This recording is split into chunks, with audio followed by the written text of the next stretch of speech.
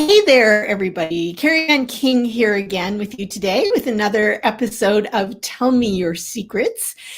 Tell Me Your Secrets is copyrighted by Authors on the Air Global Radio Network. I actually remembered to say that today, so I'm very proud of myself.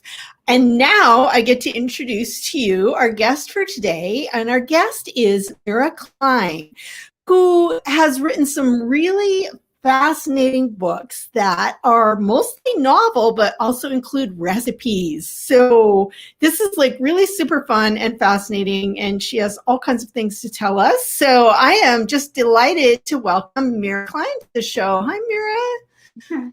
Hi, Carrie. And again, I want to say thank you, Carrie, for giving authors a platform in these horrible times to have your book come out in the middle of a pandemic and have no place to share your story or share the book. And now, when podcasts like you introduce me to the world through your eyes, it just is a great opportunity for authors. And so I want to make sure everybody knows we need more people like her. And thank you so much. Well, thank you. I'm purely have selfish motives. It's fun for me. I love to help people get their books out in front of the world, but I love that I get to meet and talk to new authors that I wouldn't have met and encounter books that I otherwise might have missed out on. So, on that note, Mira, your covers are absolutely gorgeous. Those of you who are listening on the podcast, I'm really sorry that you don't get to see these, but you need to go look them up because Mira's going to show them to us. So we're going to look at, the first one is My Mother's Kitchen. Let's get a really good look at that. So right there, I just love the colors. And the new one is just to die for cover, I think. Right there. Yeah, the seeing ceremony. Shout out to Homebound and Leslie Browning for doing such an awesome job on the covers. Yeah, absolutely gorgeous. So impressive. So Homebound is who you're publishing with? Is that okay? And are they small press then? A woman-run press in Connecticut, and he does literary fiction and a lot of poetry. So I'm happy to be in the presence of lots of poets. There's a few memoir writers and nonfiction writers and fiction writers, and I'm one of the fiction writers. So happy to that cast of characters. Well, and one of the benefits to a small press, and I noticed it's really awesome, is we put up a post about our interview, and Homebound Press got on and shared it. Which is that's a really cool thing your publisher to do, which isn't going to happen with a big publishing house. So that's one of the other perk is, when she was working on the cover, she asked for input. Do you like this color? Do you like this design? And, I said, I want this bolder, and she was happy to work with me on that. And that's something that, you don't get from a big press. Right. No, not so much. I'm lucky with Lake Union. I get some input, but not the kind that it sounds like you got with yours, which is just so awesome.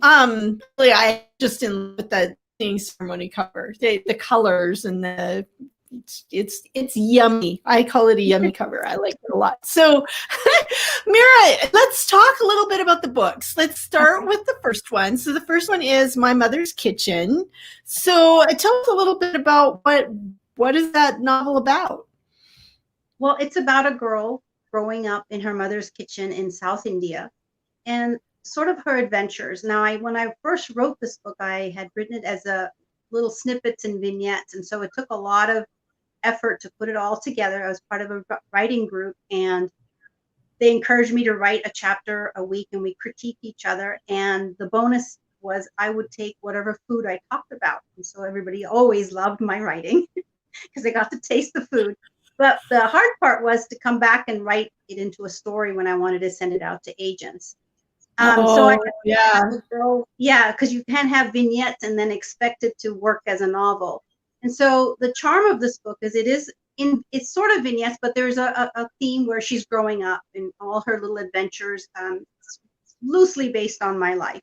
And the book, without giving anything away, ends with her getting ready to go to America to study while her mother had just decided she wanted to arrange her marriage. And so this story sort of takes up from where she was then and talks about her life after that. She said this is a bit of more of a young adult coming of age novel, while this one, it's more of it has a childlike voice in it, even though there are themes in it that are not childlike. There's abortion and there's abuse and all that, but it's all seen through the eye from a 5 to a 16-year-old. What I'd like to do is invite you, Carrie, and everybody who's watching into my mother's kitchen with just this little paragraph of how it looks like. Lovely. My mother's kitchen is a miracle working spot, a place of transformation. Here, a handful of rice, a pinch of turmeric, and a splash of fresh lemon juice are magically transformed into mouth-watering lemon rice. A slice of cucumber and tomato with a sprinkle of salt and pepper becomes a tangy relish. This special place not only brings about change in food, but in people too. But like all changes, it can sometimes be painful. So that's just a little introduction into and then I go into describing what my mother's kitchen actually looked like, very loosely based on the kitchen that I grew up when I was very young. Right. Oh, and see, I totally connect with that because the kitchen is, I mean, in my childhood, I have memories of hanging out in my mother's kitchen and the things that she made. And then I smell the smells and I connect that with, her love and what my childhood was like. So there's that saying the kitchen is the center of the home. And so I find it really interesting that in your books, there's that kind of emphasis on Mama's kitchen. Mm-hmm. Well, it started off, as my mother had passed away in 2004, and I got this dreaded phone call from my sister who lived in India, and my mother was living in India at the time, saying our mother had passed away. And I knew that the only way I could get over that trauma was to write something about it. And it took another years before I joined this group, and I wrote this first chapter that's in this book. And at the end of the chapter, I added, and I don't know where the idea came from, a recipe for lemon rice. And I called it Mother's Lemon Rice. And it was a tribute to my mother. And so then what happened is each chapter I wrote, there was another recipe that came out from my mother's kitchen. And these recipes, I've got to tell you, I'm a cook, not a chef, not a recipe tester. So these are recipes that are from my memory and from my mother's, repertoire. So people who are looking to have authentic recipes, well, you got to remember each recipe, especially Indian recipes, not much is written down, especially my mother never used a cookbook, never used anything written. And so I learned by just watching her.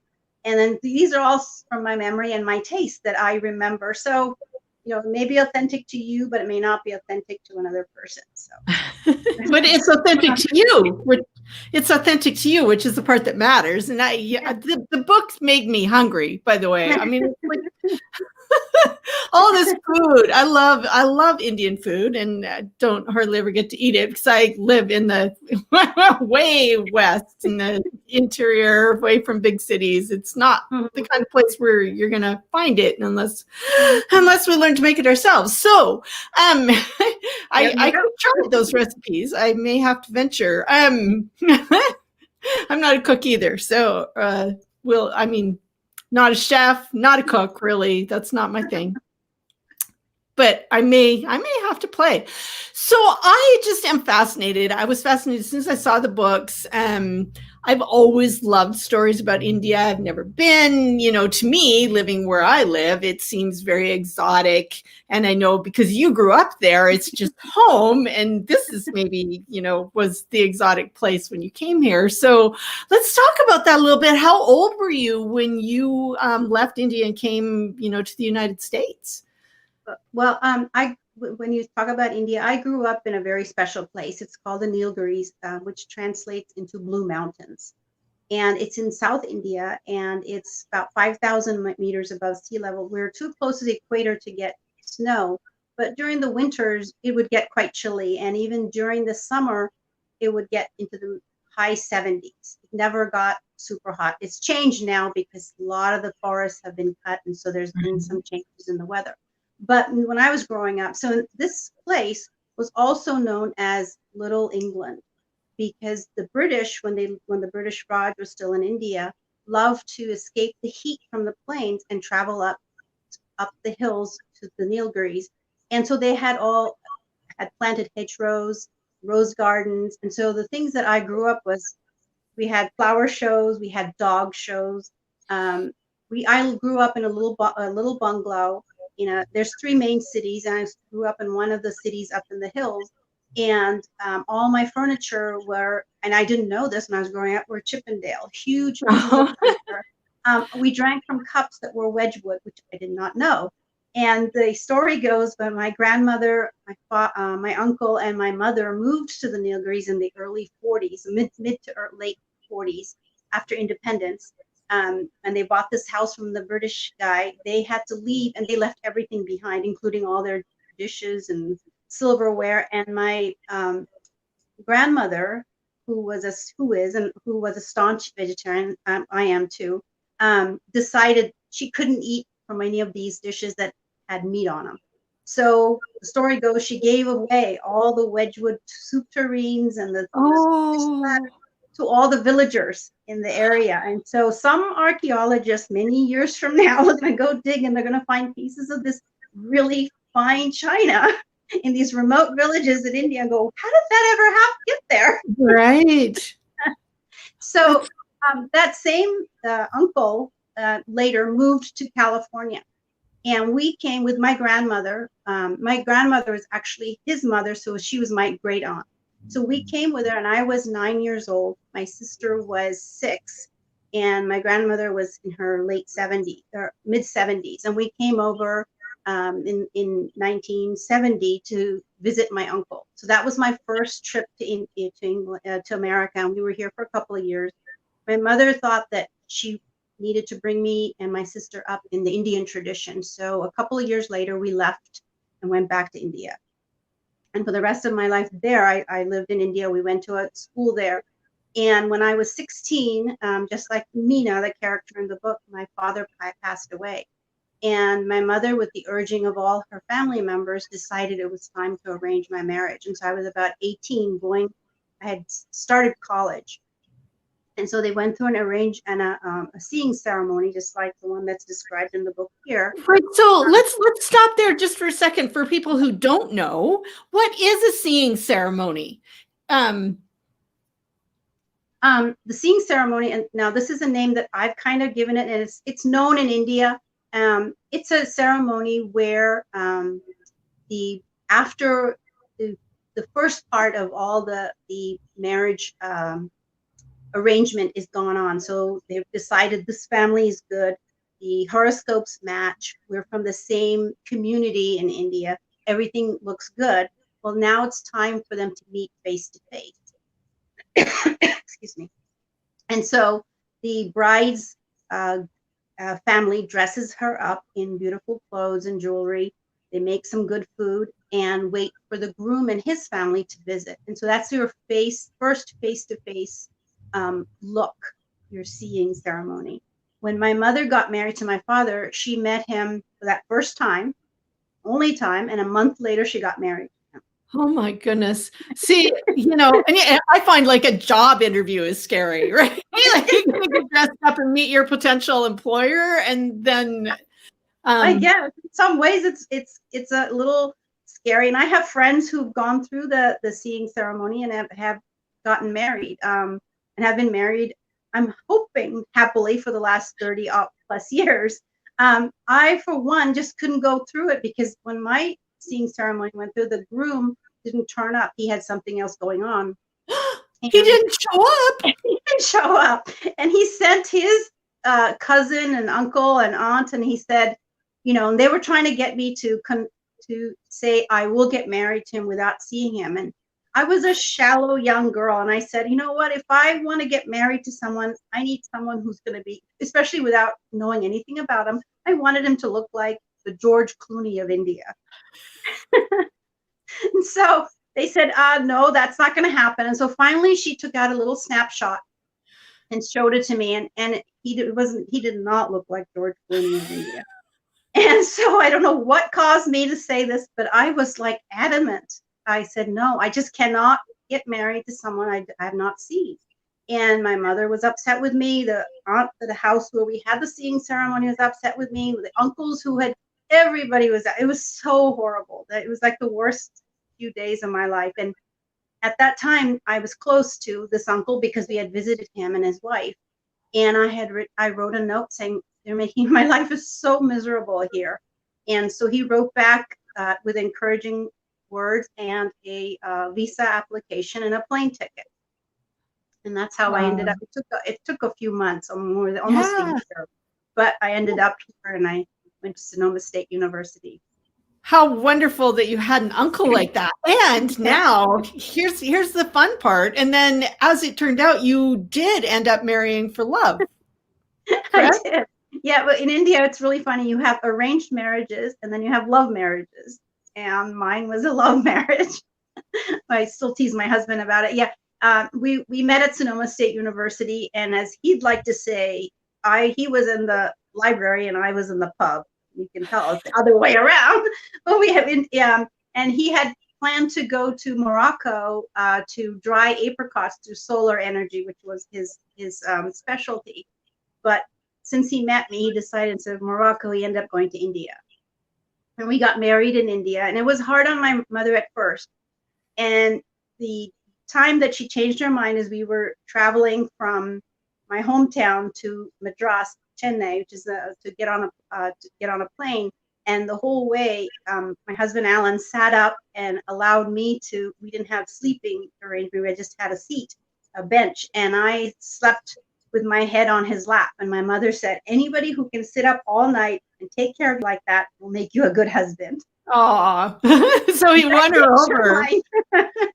What you said when we were talking before we went live was that at the time that you got married, it wasn't a common thing for an Indian woman to marry a white man. So that caused some difficulty for you as well.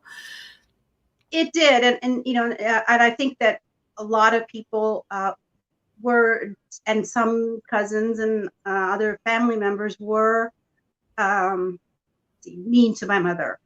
Yeah. Mainly, to put it mildly. And it was hard to think about living there under these conditions. So eventually we decided, when we stayed there for a year, we looked for jobs. We couldn't really find anything that really caught our attention. So we did a lot of traveling for 6 months. And then we said, we're going to just come back to America. And that's what we did. And this was in the mid 80s, mid to late 80s. So we've been married now 34 years, and I have 2 children, 2 boys. So it was hard in the beginning because my mother was far away. We were here, right. But eventually things worked out and we're okay. And it was the same with his family. They had to accept me.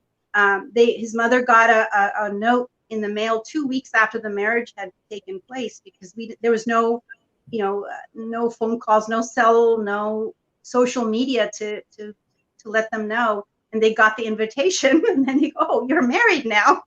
Oh, so it was hard on them too. Yeah. So but in the end, it all worked out. And my family, my father-in-law, I was very close to my mother-in-law who had passed away. I'm still close to my father-in-law and all my sisters-in-law. And my mother totally accepted Alan, my husband, and was happy with what I had done in my life, accomplished. Right. Oh, that's a wonderful thing, especially if you can have that before our parents pass, where we have that feeling that they are happy with what we've done and are proud of us. That's always nice to have, for sure. Not necessary, but very nice. So are they, out of curiosity, arranged marriages, are they still something that does go on in India in traditional families, or is that something that's changed? I read a survey, and I think I mentioned in the book, I think 80% of marriages still in India are arranged. And in rural areas, it's arranged like the way my mother and father got married. But in society, high society, I hear now, they actually go on dates. It's something your families get together and they say this is a good match, and people go out on dates. They go to clubs, they go drinking and dancing. So it's a little different from when, there was no drinking or dancing at my wedding, trust me. No. Very traditional marriage. So it's a little bit more open, and I think it has a lot to do with the world is smaller. That before to be able to communicate to my mother, it took two weeks for a letter to get to you. So, otherwise you had to use a telegram. Right.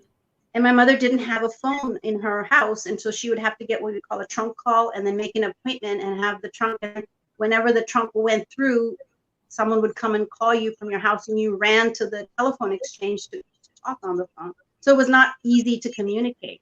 So, but now, with cell phone and internet, it's not a hard thing. So I think there's different standards of how the seeing ceremony takes place in different strata of society. Right. So some of these same experiences happen for Mina Yeah.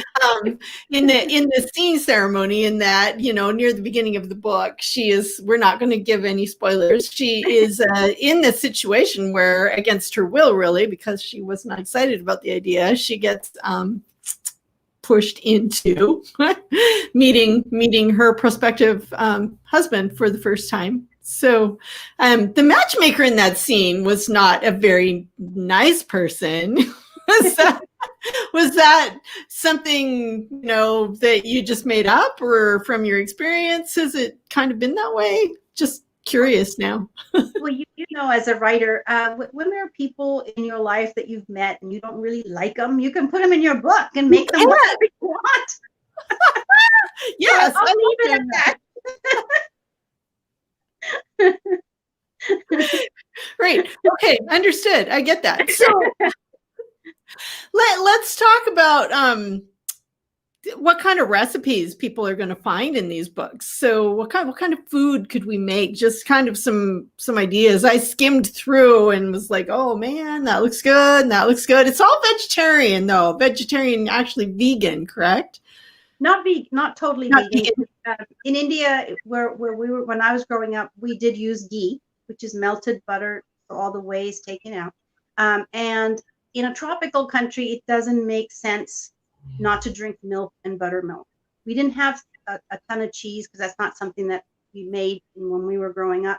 But we always had fresh milk, and every morning we had someone who would come and bring in, give us the milk, and we boiled it. It would be raw milk, unpasteurized. You could still see the bits of grass in there, and we'd strain it, boil it, and use it for the day, and then keep a little bit left over to make it into yogurt or we called it curds or buttermilk. And then the next day she would bring us fresh milk. So there was no refrigeration when I was growing up, and so it seemed, in a tropical country, it's important to drink milk and buttermilk. It also doesn't make sense in a tropical country to kill the cow that gives you the milk for years and years, and where you can't even store the meat. Right, exactly. It's natural to be vegetarian in India. I mean, yeah. I don't think a lot of people are now, but when I was growing up, it made most sense. And now, of course, there's a little bit of a trend of healthy food and plant-based diets now. But in those days, this was what I was, brought up as. It wasn't a choice, or it was my life. Right. And then it turns out my husband was willing to become a vegetarian, and I have two boys. One was a rugby player in college, and another was a soccer player, and both of them are vegetarians to this day. They're grown adults now. So it's become our family tradition, and we eat a lot of vegetables, but we eat a lot of grains, and it's not vegan. So the boys eat a lot of eggs, and in fact, one of them has chickens, and so he has fresh eggs. So the recipes in the first book were all from my mother's kitchen, so they were all Indian recipes. Right. But in this thing, she comes to America. Meera comes to America, and she discovers other foods. So there's a roasted veggie lasagna. There's beet sandwiches. There's cilantro pesto. There's mango salsa. There's griddle cakes made with zucchini or corn or beets or sweet potatoes. So there's a lot of variety. And when I was writing it, I didn't try to make like appetizers, main meals, salads, but there's a lot to choose from. There's quinoa, and there's vegetable dishes, there's rice dishes, there's yogurt dishes. So there's Right. a lot of variety. There's some desserts, an orange mousse and a chocolate mousse. So there's a lot of variety. I think you'll find enough to have a meal, definitely. Yeah. And the, Well, and what an interesting idea. I love that. I remember clearly from when I was a child, there was a book that I read. I think it was called The Secret of the Hayloft. And I remember this only because they were vegetarian, interestingly enough, these burgers, they called them Hayloft burgers. So I still have a recipe somewhere, this many years later for Hayloft burgers, because I was like, oh, I have to make those now because I read them in a book. Right. So that's such a fun idea. And I love that you did that. I know. Oh, another thing I made like that, I didn't like it though, was apples and onions. I read in one of the Little House books, Laura was all excited because Mom made her one of her favorite dishes, which was apples and onions. So I made my mother make it for me. I'm like, no. I think I remember that recipe. I was totally into those books at one time. So it's such a fun thing. So are you writing anything now, Mira? A couple of things. The COVID kind of slowed me down a little, because it slowed me down for this, and so I wasn't. So I've had a couple of pieces published in different magazines. I have a piece now coming out at the end of this month at an international magazine called Femme Asia, and it's about wearing a sari. And the other one, I just had two articles published. One about the other part of my life that is an important part of my life is I'm part of a matriarchal society from Kerala, South India. So I wrote about that for women called booksonwomen.org. And so I've written two articles, one on how the kitchen is my refuge, and the other was on the matriarchy and how it's influenced my writing and how it's made my characters, especially the women, really strong and a little too headstrong sometimes. That's the price you pay. Well, yeah, but that's good. That's interesting. That's very fascinating. Will there be another novel, do you think, at any point? Yeah, I think there is. There's two that I'm working on. One is about a boy, a guy. It's from a guy's point of view, and he doesn't acknowledge his Indian heritage. He's given that up, and he's totally Americanized until he goes on a date. And after the date, he comes home and he looks up, and in the corner is his great granny, and he's shocked to see this ghost of great granny. And so he learns more about himself through these visits from his great granny. Oh, that sounds fun. Funny. Yeah, it's kind of funny, and well, I don't think it'll have recipes, but it'll have like foodish writing. But it's how he learns about his own heritage, with her story in the background, and how it all comes together. So that's one of them. Another sequel, I think, in my one last book in my mother's kitchen. So that's really cool. I'm glad that you're still writing. For those of you who are listening, you can find Mira. She has a website at miraklein.com. It's meraklein.com. And she's on Facebook. She has a page. I had to look for it though, because when I looked for Mira Klein, it didn't pop up for me when I searched. So if you search My Mother's Kitchen, however, it will come up for you there. Anything else? Are you on Instagram or any of the other social medias, Mira? I am on Twitter. Meera Klein is my handle. I'm also on Instagram, and it's called All the World's the Kitchen. All the World's the Kitchen. Yeah. And I post what I have for dinner on those. So, nice. So if you're interested in what I'm eating every day, check out my Instagram account. Hey, I like it. That's a little tribute to Shakespeare there in that title too, a little bit. That's very cool. Well, thank you so much for joining me today. I loved having a chance to read your lovely book and to have you join us and talk about India a little bit, and just fun and so interesting to be able to learn something new to me. So thank you for joining us. Best of luck with the books. I know Mira and I were talking, it's a little weird releasing a book during COVID, and she would just love to be able to hang out with you. So find her on her social media, say hi, check things out, and do look up the book. If you're listening to this, again, there are 2 books. My Mother's Kitchen, and the second one is The Seeing Ceremony by Mira Klein, Meera, last name Klein, Klein. So look them up, check out those gorgeous covers, and pick yourself up a copy so that you can read the story and try out some interesting food. I will be back again next week with another fascinating guest, so please check in again. Take care, and in the meantime, read a good book. Bye. Bye. Thanks, Carrie.